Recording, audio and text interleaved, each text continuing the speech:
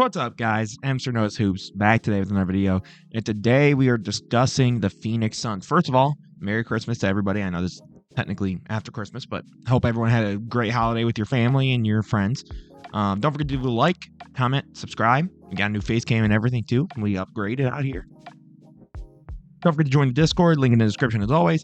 But today, we are discussing the Phoenix Suns, a team that I think has already been underwhelming, but their expectations were something I didn't know what to have besides them being a playoff team.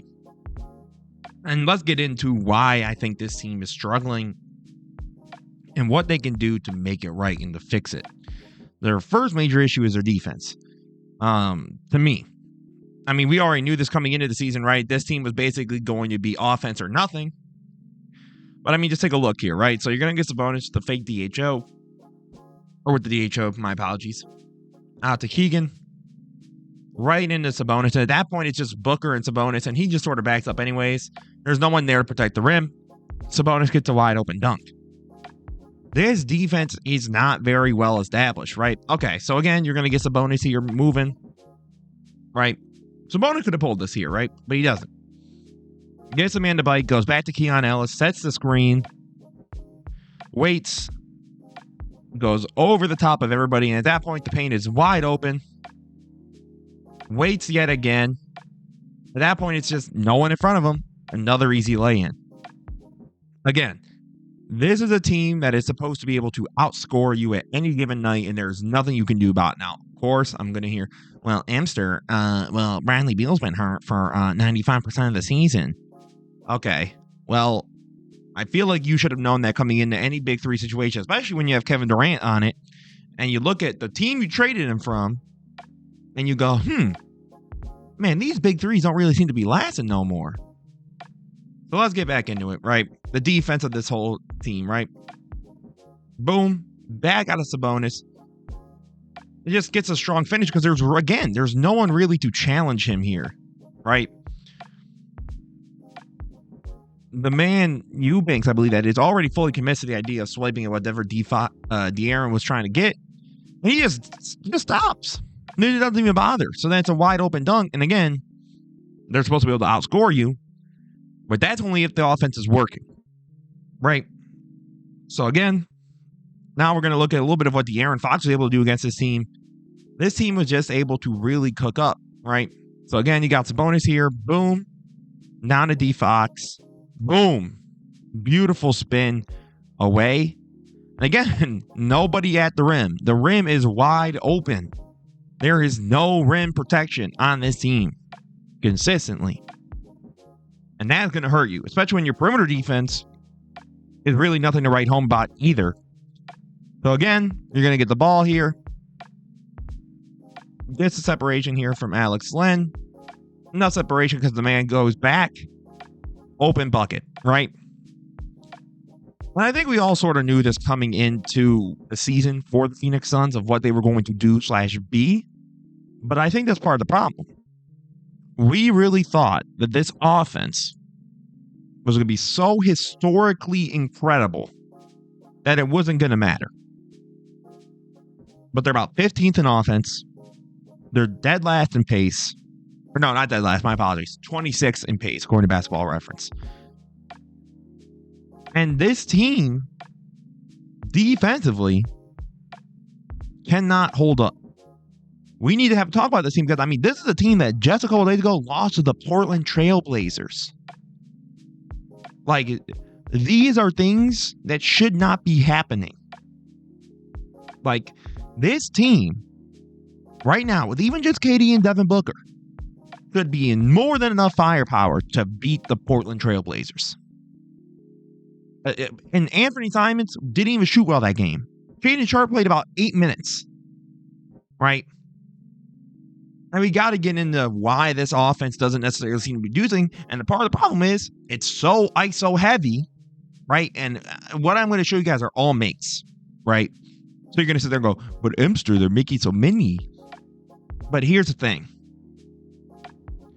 You're basically saying at this point, if you're Frank Vogel, if you're the Phoenix Suns front office, hell, if you're watching them, if they aren't making tough shots, their defense, as I just was showing you guys, is nowhere near good enough to go, oh, well, it's okay. They'll get a stop on the other end and they'll just bring it back and they'll get it straight. No. I have no reason to believe that whatsoever at this point in time. So let's get into it, right? Let's get into the offensive scoring of this team, which I'm basically going to go through the lens of Kevin Durant, who's having an incredible scoring season just by the splits. And of course, Devin Booker, who's doing extremely good as well, right?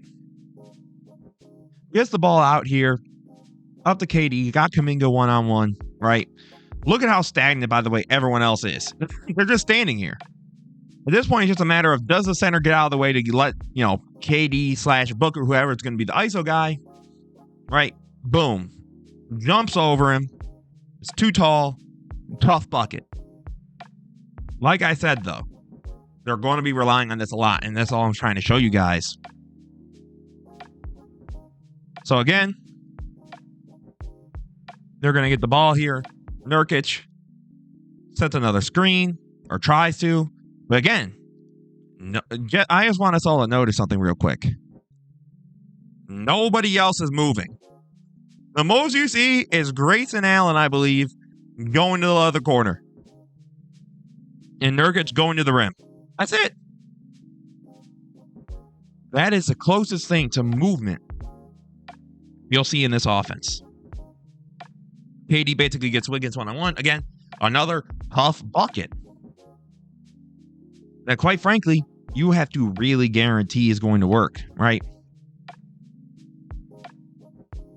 Look at this. Barely anybody moves at this point, right? It's okay. KD's using a screen, man.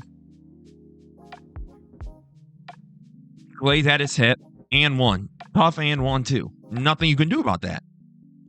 But those are also shots that could be very well missed, right? So again, let's take a look. Booker at least uses Nurkic here as a roll man. But KD's standing here. He's got his man standing here in the corner. Eric Gordon's just standing, right? Tough bucket, right? Quite frankly, that's just a tough bucket. Because he just right up over with the little bit of space that Looney provides him. And the team just starts getting ready to go back to the other side. Right? And this is largely luck, to be honest, that Looney didn't even finish that to begin with. So it's starting to push. Gets a little bit of a screen, man. This was a good move by Booker, by the way, right? Because you see KD even pointing it out. Fakes the pass over, so Steph sort of drags over to make sure that can't happen. But Wiggins, there's just too much space. Easy bucket, right?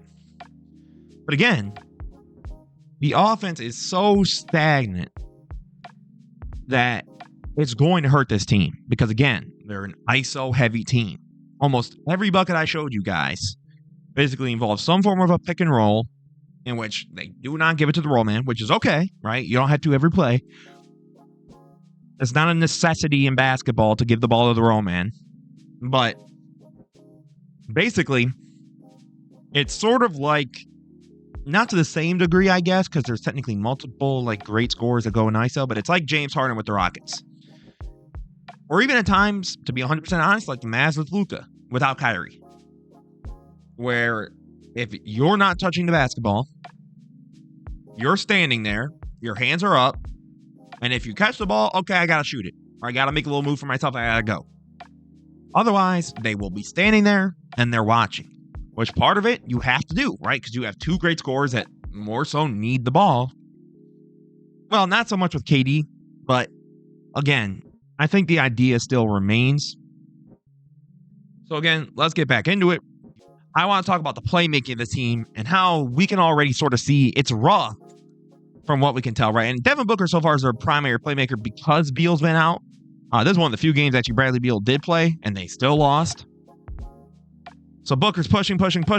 Nasir Little here cutting. Beautiful move, right? They don't go all the way back, and that's the one positive about this, that since you have such great scorers, you can't just sort of go, oh, yeah, we got to do our natural thing, filling the lane.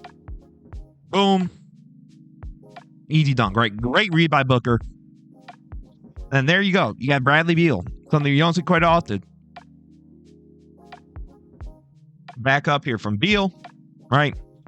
Man tries to create a little for himself. Again, look at the offense is barely moving on this side of the floor altogether. Booker gets a shot for him, gets the ball to himself, gets a double. This is a good read. That's a good pass, right? But again, that's a tough shot. That if they don't make it, which by the way, they're already down anyways, I don't know what more you would really want. All right, so now you have KD here. Boom. And this is what I'm talking about, though. Like, look at it's like patty cake. Back, forth, right? And they leave Beal wide open. That's a dumb read by the Nets, right? But again, just look at the rest of the floor. Nurkic has been standing there, I don't even know how long. Like, it's just so stagnant that I don't. And that's the issue, right? And it's just like, again, I'm going to get the ball here. Booker's barely moving, right? They're going to get Nurkic. And Nurkic at this point is sort of like, Book, you need to come over to get this ball. Gets it out to where he can only get it. Sets a little screen. Boom, boom. This is a nice pass, by the way, right here. Boom. Right to Nurk. Over the top. No one really near him. Great read. But again, just look at how slow everything is. Right, so this play started with about 21 seconds, right? They're going. Gets a little roll. Pass out to the corner man. There's about 10 seconds left. By the way, 23-12 in bench points is important. So I guess, you guys, my point here is this team, on paper, right? You have Bradley Beal. He's barely played. Right? Yeah, so you have Beal. You have KD, who's also, unfortunately, known to get hurt at times. Booker, who's already missed time this year. And I believe they have all played, the three of them have only played like 2 or 3 total games, period. And to be quite frank, I don't know how far this team can go.